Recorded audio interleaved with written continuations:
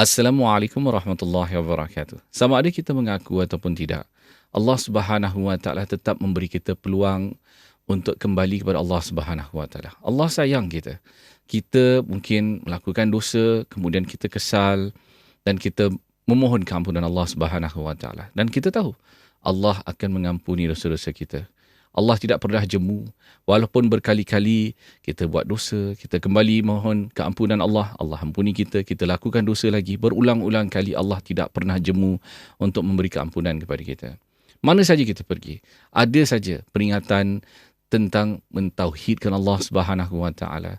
Sama ada kita suka ataupun tidak, kita harus akui banyak peringatan demi peringatan yang tiba kepada kita melalui pelbagai wadah, pelbagai cara, peringatan demi peringatan untuk kita mendapatkan keampunan Allah Subhanahu wa taala, untuk kembali dan mentauhidkan Allah Subhanahu wa taala.